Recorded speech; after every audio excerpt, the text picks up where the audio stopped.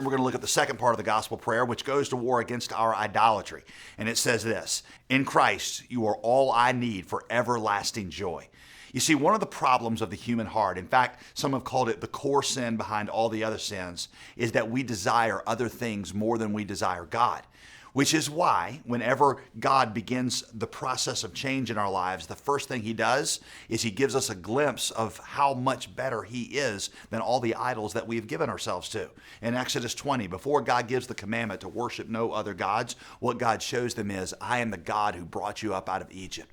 These other gods that you're serving, they can't really satisfy you. He tells us that, hey, you've given yourself to romance. The arms you're really searching for in romance are my arms. We've given ourselves to money, and we prioritize seeking that above God. God says the security and the significance that you're seeking from money, those things are really found in me. It's like we learned in session 1, before God says to us, stop sinning, what he says to us is, behold your glorious God. The power that breaks idolatry doesn't come from resolution and self-will. It comes from a glorious vision of who God is. In this session, I think a really helpful thing for you to ask yourself is what is it in my heart that I love more than God? You know, one of the words in Hebrew for worship in the Old Testament is the word kabod. And kabod means weight.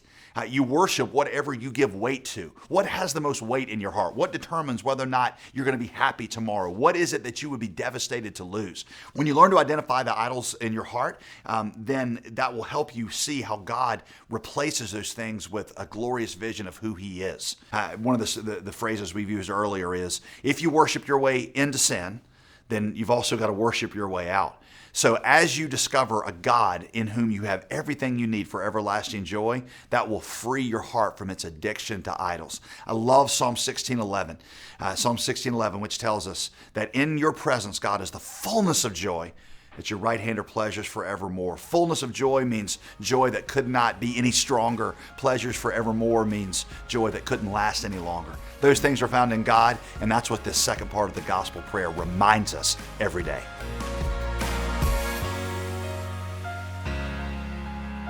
So let me ask you a question to begin this session together, and that is, what is it in your life that you feel like you absolutely must have in order for life to be worth living? What is there that you feel like without that thing, that life would not have joy? What is there that you feel like, if you lost that, you're just not really sure, if it's worth going on with life? The reason I ask that is because this second part of the gospel prayer that I'd like to teach to you is about how important God's approval is in our lives. You see, it's one thing to know that God's approval has been given to us as a gift in Christ. It's another thing for that to become so weighty in our lives that it really is the source of joy that we have, and the thing that defines our life, and the thing that we feel like we've got to pursue more than anything else. Here's the second part of the gospel prayer. Again, that I pray this daily, and I would encourage you to pray some version of this to center yourselves on this daily. Your presence and your approval are all I need today for everlasting joy. Your presence and your approval are all I need today for everlasting joy. This second part of the gospel prayer deals with our propensity toward idolatry. Now, again, most of us don't think we have that many idols because I'd say very few of you probably in your house have a little gold statue that you bow down to multiple times a day. But that's because we just don't really think or consider what worship actually is. You worship whatever it is that you feel like you couldn't live without. It's something that you crave. It is absolutely necessary for life and happiness. I have to be married. I have to make a certain amount of money. I have to have kids. I have to have the respect of my friends. I have to achieve this. And you give it so much weight in your life that you don't see how life could be good without it. In fact, the Hebrew word for glory is the word kabod, which literally means weight. To give something glory in your life is to give it so much weight that you couldn't imagine life without it. See, an idol is not necessarily a bad thing in itself. In fact, an idol is usually a good thing that you make into a God thing, and then it becomes a bad thing. It's a good thing that you give God-like weight, and that's why it becomes an idol. In Exodus chapter 20, verse 1, God says that an idol is what we bow down to. It means it's what commands our obedience. It's what we serve, he says, things that we pursue because we feel like we couldn't be happy without them. These idols control our emotions. We're afraid that we'll never get them, or we're afraid that we'll lose them. It's what we love more than God, he says in Exodus 20, verse 3, because he's a jealous God. It's things that take the affections from our heart that ought to be there for him that we give to something else. An idol is whatever takes the place of God in your life, whatever you give God-like weight to. An author named Tim Keller says, an idol is what is behind our loftiest dreams. An idol is what is behind our scariest nightmares. And an idol is what is behind our most unyielding emotions. You see, St. Augustine, speaking probably 1,600 years ago, said that worry, depression, jealousy, these things are all like smoke from a fire that can lead you back down to the altars at which you're worshiping a false god. God is to have such weight in our lives that his presence and approval are all we really need for everlasting joy. Sometimes we know here doctrinally, we know we can repeat it, that Christ has taken all of our sin. We can repeat the first part of the gospel prayer. We understand the gospel. But his approval just doesn't carry that much weight in our lives. Other things matter more. That you ought to write this down. Our ability to have joy in all things is the measure of how much we understand and believe the gospel. Our ability to have joy in all things is the measure of how much we understand and believe the gospel. Because if you know what a treasure the gospel is to you, then when other bad things happen to you, then they're not devastating to you. For example, you get punched in the face. Well, that hurts. Nobody enjoys that. But if you know what a treasure that God is to you, if you know how much you've been forgiven of, if you know what a treasure in the universe it is to possess the favor of God, then even in the midst of a bloody nose, you've got a pleasure that goes deeper than the pain. You've got a joy that even the deprivation can't take away. You see, what the gospel does is it shows us that God is a better God than whatever we've chosen to play God in our lives. All people are worshipers. I hope you realize that. All people are worshipers, even people who aren't religious. You can't turn off your drive for worship by not being religious any more than you can turn off your sex drive by remaining single. It just doesn't work that way. We're all worshipers. We all choose something that we feel like we got to have. That's life itself. That's joy. That's happiness. God is a better God than whatever we've chosen to play God in our lives, because he's the only true God. That's what the gospel shows you. For example, here we go. Jesus is better than money. And God owns all the money, and he's our Father, and he promises to give us whatever we need. And God never crashes or dips below 10,000. Jesus is better than human love. Earthly marriage is just a shadow of the heavenly love that we were created for. The arms that most of us sought in marriage, the arms were his arms. You may not have known that's what you were seeking, but that's what you were looking for. The tenderness and the affection and the security we long for in another human being, that was found in the God who gave himself for us at the cross. Jesus is better than any earthly pleasure you would obtain. God is the fountain of all pleasure. He is the source of all earthly pleasures. C.S. Lewis, one of my favorite authors, said it was like, God is like, pleasures on the world are like a ray of the sunshine that shines on our face. It warms our face, and we look back up along the ray to the sun from which it comes. Because you see, there might be times in our lives that certain pleasures are taken from us, but the God behind those pleasures remains. So even when a certain pleasure is not in my life, the God who is the source of all pleasure is there. Jonathan Edwards said, marriage is the ray, God's love is the sun. Marriage is the stream, God's love is the ocean. Marriage is the shadow, God's love is the substance. After I got engaged to my wife, right before we got married, I gave her a plaque that is actually in our house right now. It was an old piece of notebook paper that I had written some stuff on the very first time that we met. We had met, spent several hours together. I came back, I was just completely and totally in love, and I'm pretty sure she was too. But we just spent a wonderful evening together. And so one of my best friends who I was in class with knew that I'd spent some time with her the previous evening. And he said, well, what was it like? Well, how was your time with her? So I reached inside of my notebook and just ripped out this piece of paper and just scribbled as fast as I could as many adjectives as I could think of to describe her. I mean, I commented on everything from her eyes to her personality to what we talked about to what color her toenails were painted. I put everything down and I put it back. It was 60-some adjectives and said that is how last night went. He kind of, like, how guys are, he didn't care about that. I was always like, so he handed it back to me and I shoved it in a notebook and forgot about it. All right, so 3 years later, we're engaged and I'm like, where is that piece of paper? I go back digging through it. I find it. I take it and I get it put inside of a really nice plaque. It looks kind of weird because it's this old ratty piece of paper in this beautiful plaque. And on the bottom of it, I put a little quote from C.S. Lewis that basically goes like this: "You represent something to me that can never be taken away." Now, could she be taken away from me? Of course she could. I mean, I can't guarantee that either one of us will get up tomorrow. But she represents something that can never be taken away from me, because the God whose beauty I have learned to love through her, see, that God can never be taken away.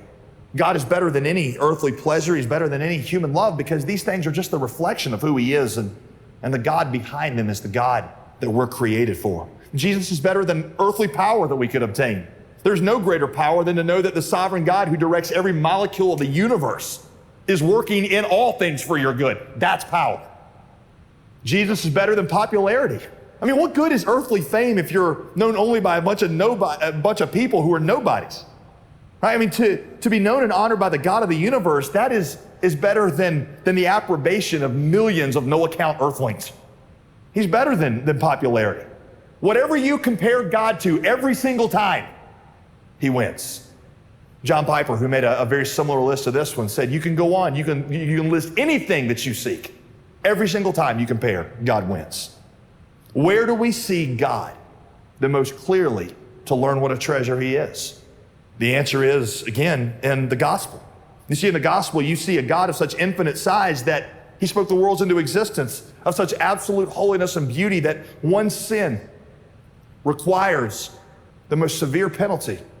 And you see a God of such unbelievable grace that he took upon himself our sin and became sin for us so that we could be reconciled to him.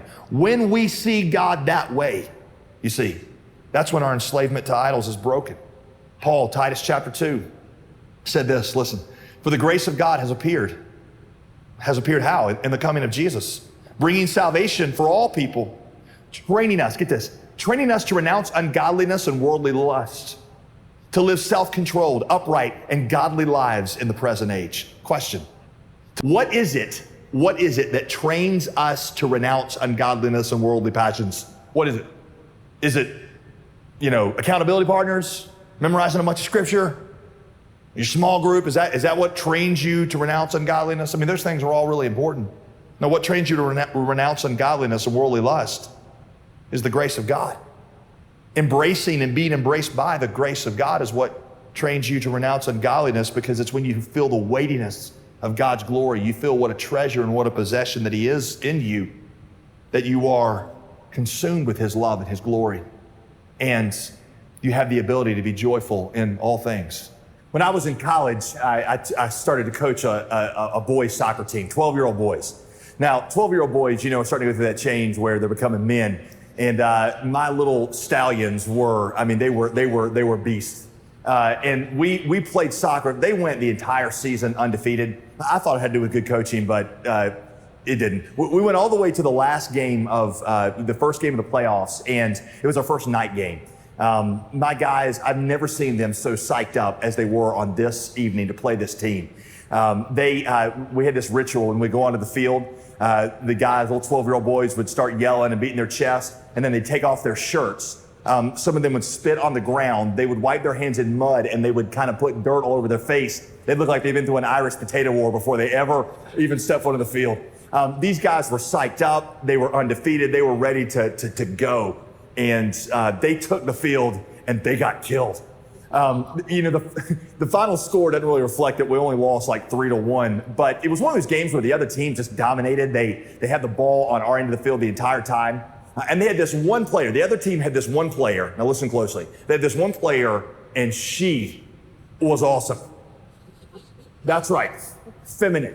And my little chauvinist didn't know how to handle that. This girl was so good. She was like Michael Jordan with a soccer ball. Anything that she wanted to do with it, she did. 10 minutes left to go in the second half. We're losing 2-1. I pull out one of our best fullbacks. His name is David. I said, David, I am sick and tired of that girl getting shots on goal. Yes, sir, coach, me too. I said, David, you got one assignment the rest of the game. Yes, sir, coach. What is it? I said, David, this is your only assignment. Yes, sir. David, I don't care if the guy next to you burst into flames. That's not your responsibility. You understand me? Yes, sir, coach. Your only assignment is anytime that girl steps foot in the penalty box with the ball, I want that girl at her rear end. I do not want her to get another shot on goal. You understand me? Yes, sir, coach. That's your only assignment. Yes, sir. He turns around and starts to run back on the field to go into the game. I said, David, do it legally. Do it legally. We'd been over this. It was called a slide tackle, right? We practiced this. David takes off across the field. A couple minutes go by. Honestly, I'd completely forgotten about what I told David. When here she comes down the left side of the field, she goes through the right halfback like he's invisible. She goes through the right fullback. I don't know what she did to him, but she left him and he's in the fetal position crying for his mother. She comes in to the middle. It's just her, the sweeper, and the goalie. She pump fakes with her leg. I don't know what happened to the sweeper. He just flew off into the distance. And the goalie flew the other direction. It's just her and a wide open goal. It's just the easiest shot in the world. And I'm thinking, doggone it. This is it. This is the end of the game. When from the left side of my peripheral vision comes this orange blur. That's right. David, the fullback. He had his tractor beam locked on this girl. I mean, just heading toward her. And she's there in shooting position. He hits her from behind, full spread eagle attack. I mean, it's just... It was one of those moments where you're like, did that just happen? And everyone just kind of stood there in silence. And then it was like the whole field erupted into anger. Everybody was angry. Their team was angry because they thought that we tried to take out their star player. Our team was angry because they knew that David had just handed them a penalty kick in the penalty box, which they're sure to score on. The referee is angry. He can't figure out whether or not you can throw a 12-year-old out of the game and give him a red card. Our parents are angry because they think Psycho Coach sent this kid in to take this little girl out. So I was angry. I was like, David, what are you doing? The only person who wasn't angry in the field was David. I'll never forget. He stands up real slowly, kind of dusts himself off, reaches down like a perfect little gentleman to help this girl up. And then he turns 180 degrees and looks 30 yards away and goes like this. Like that, just a big old thumbs up. And of course, everybody's looking at me and I'm like, the term lawsuit is kind of dancing around in my mind. So I'm like, so I called David out of the game. I'm like, David, you pull it from the game and said, David, what's wrong with you? He gets about 10 feet from me and I'm doing this kind of for the parents. I'm like, David, son, where's your brain? Point your brain, son. He kind of points up at me with his little, it looks up at me with this perfectly 12-year-old innocent face. And I said, David, what were you thinking? He said, Coach, you told me to take her out illegally. Illegally. The last thing that he thought I had said to him before he went in is he thought I said, David, do it illegally. David, make it nasty. Make it nasty. Now later, when I was thinking just about that whole thing, because they hit the penalty kick and we lost 3-1, I was thinking about how, here's a 12-year-old guy, a 12-year-old kid that in his warped little 12-year-old mind, he was a good enough player that he knew that he was going to get a penalty kick. He knew that he might get grounded. He knew he might get jumped on the playground after the game. He knew all those things, but he didn't care. Because see, in his 12-year-old mind, if the coach was happy, then he was happy. And he could put up with all the other consequences of his actions if the coach's approval was his. His coach's approval had that much weight to him. What happens, see, is the gospel causes God to have such weight in your heart that you look at life and you say, yes, there are consequences to following Jesus. Yes, there are things that I do without. Yes, there's displeasure that I receive from others, but God has so much weight to me that in the midst of the loss of all things, I have joy because God is the only thing that I need, his presence and approval for everlasting joy. That's gospel-fueled joy. So I would encourage you to pray in some form or fashion, that second part of the gospel prayer, daily. That God, your presence and your approval are all I need for everlasting joy.